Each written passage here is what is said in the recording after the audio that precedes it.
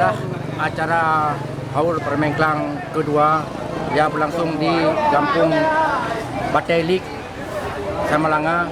InsyaAllah berjalan sukses sebagaimana kita harapkan. Dalam halnya kamu segenap ahli Permen Klang berterima kasih kepada ngen-ngen yang di luar negara walaupun dalam negara yang berdistribusi sehingga dalam halnya berhasil buruk dan nyonya dalam rangka menyambut ulang tahun Permen Klang kedua itu kepada ngen-ngen yang bersusah payah daripada Baro Beklam sampai Uronyo dalam hal mempersiapkan acaranya. Kamu manu-manu ahli Permen Klang mewakili yang bahawa ribuan terima kasih kepada urunyan yang sudi kiranya menyukseskan acaranya.